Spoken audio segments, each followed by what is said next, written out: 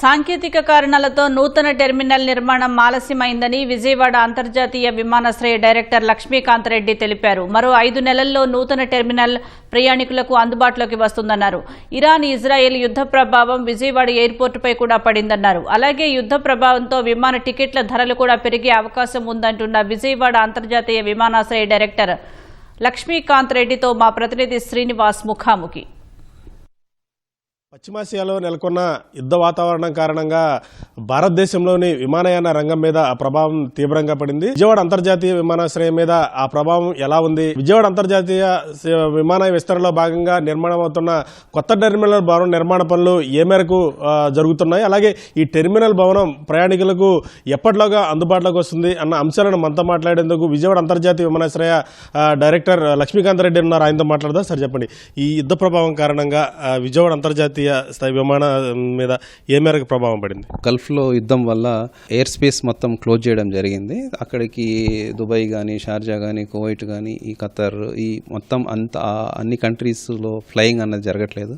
దానివల్ల అక్కడి నుంచి ఆపరేట్ అయ్యే ఫ్లైట్స్, అలాగే ఆ కంట్రీస్ మీద ఓవర్ఫ్లై అయ్యే ఎయిర్ క్రాఫ్ట్స్ను కూడా అలౌ చేయకపోవడం వల్ల international flights, especially India to Europe and యుఎస్కి వెళ్ళే ఫ్లైట్స్ అన్నీ లాంగ్ రూట్లో చుట్టూ తిరిగి వెళ్లాల్సిన పరిస్థితి రావడం వల్ల డెఫినెట్గా అంతర్జాతీయ విమాన రంగం మీద ఈ యుద్ధ ప్రభావం అనేది పడిందండి. విజయవాడ అంతర్జాతీయ విమానాశ్రయం నుంచి అంతర్జాతీయ సర్వీసులు ఏమి నడుస్తున్నాయి సార్? అవి ఏం రద్దు? వారం ముందు వరకు వారానికి 2 షార్జా ఫ్లైట్స్ ఉండేవి, ఎయిర్ ఇండియా ఎక్స్ప్రెస్ వాళ్ళు ఆపరేట్ చేసేవాళ్ళు. అలాగే వారానికి 3 సింగపూర్ ఫ్లైట్స్ ఇండిగో వాళ్ళు ఆపరేట్ చేసేవాళ్ళు.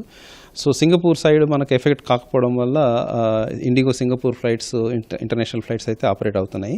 కానీ షార్జా ఫ్లైట్స్ మాత్రం వార్ స్టార్ట్ అయిన రోజు నుంచి ఈ రోజు వరకు కంప్లీట్గా క్లోజ్ అయ్యాయి. ఎప్పుడు వాటిని పునరుద్ధరించే అవకాశం ఉంది సార్? వార్ ఆగిపోయేంత వరకు ఫ్లైట్స్ స్టార్ట్ అయ్యే అవకాశమే లేదు. అమరావతిలో అంతర్భాగంగా అంటే ముఖ్య భూమి పోషిస్తున్న విజయవాడ అంతర్జాతీయ విమానాశ్రయాన్ని విస్తరించి ఎక్కువగా ఇక్కడి నుంచి జాతీయ అంతర్జాతీయ స్థాయిలో విమానాలు నడపాలని ప్రభుత్వం భావిస్తుంది. అందుకోసం కొత్త టెర్మినల్ భవనం కూడా నిర్మాణం చేస్తుంది. ఎందుకని డిలే అవుతుంది సార్? అది కొన్ని టెక్నికల్ ఇష్యూస్ వల్ల కాంట్రాక్ట్ రద్దు చేయడం జరిగింది. దానివల్లనే కొంచెం డిలే అవ్వడం జరిగింది. కొత్త కాంట్రాక్ట్ ఇవ్వడం జరిగింది. 5 monthsలో కంప్లీట్ చేయడానికి ఇన్స్ట్రక్షన్స్ ఇవ్వడం జరిగింది. అండ్ కాంట్రాక్టర్ కూడా దానికి ఒప్పుకొని దానికి తదనుగుణంగానే ప్రిపరేషన్ వర్క్స్ కూడా స్టార్ట్ చేశారు.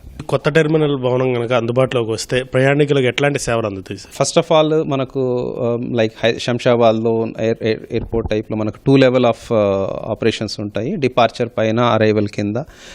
అదొకటి ఇంపార్టెంట్ థింగ్. సో మోర్ స్పేషియస్గా ఉంటాయి. కార్స్కి కానీ అక్కడ పార్కింగ్ కానీ చాలా పెద్ద పార్కింగ్ ఏరియాను కూడా క్రియేట్ చేయడం జరిగింది. అది ఒక మంచి అనుభవం ఉండబోతుంది ఎయిర్ ట్రావెల్ ప్యాసింజర్స్కి. Vijayawada airport terminal parking place నుంచి, ఎయిర్క్రాఫ్ట్ పార్కింగ్ ప్లేస్ నుంచి ఆల్మోస్ట్ 1/2 kilometer డిస్టెన్స్లో ఉంది కాబట్టి ప్రతి ప్యాసింజర్ బస్సులో దిగి రావాల్సి వస్తుంది, వెళ్ళాలన్నా బస్సులో వెళ్ళాల్సి వస్తుంది. దానికి మనకు ప్యాసింజర్ బోర్డింగ్ బ్రిడ్జెస్ కన్స్ట్రక్ట్ చేయడం జరిగింది. ఇక్కడ మనకు 6 PBBs వస్తున్నాయి. As in other international airports and developed airports inline baggage handling system అన్నది ఇంట్రడ్యూస్ చేయడం జరిగింది. బ్యాగ్స్ ఎక్స్రే చేయించారు, డైరెక్ట్గా వెళ్ళి కౌంటర్లో హ్యాండ్ ఓవర్ చేస్తాము, అది తీసుకుంటారు వాళ్ళు.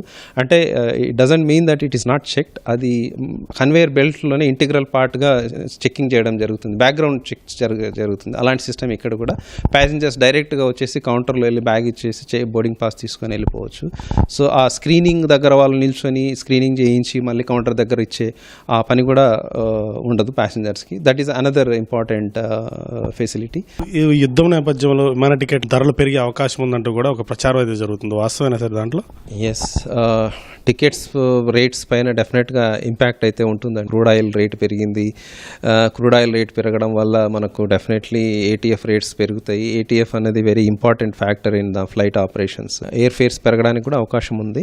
ATF కూడా రేటు పెరగకపోతే కొంతవరకు ఫ్లైట్ రేట్స్ అనేవి కంట్రోల్లో ఉండే అవకాశం ఉంది. ఈ యుద్ధం ప్రభావం కారణంగా విమాన సర్వీసుల మీద ఆ ప్రభావం అనేది పడిందంటూ కూడా విజయవాడ అంతర్జాతీయ విమానాశ్రయ డైరెక్టర్ లక్ష్మీకాంత్ రెడ్డి చెప్తున్నారు. అలాగే ఈ విజయవాడ అంతర్జాతీయ విమానాశ్రయం విస్తరణలో భాగంగా జరుగుతున్న ఈ కొత్త టెర్మినల్ భవనం అనేది మరొక 5-6 నెలల్లో ప్రయాణికులకు అందుబాటులోకి వచ్చే అవకాశం ఉందంటూ కూడా ఆయన చెప్తున్నారు. కెమెరామెన్ కోటితో శ్రీనివాస్, ఈటీవీ న్యూస్, విజయవాడ.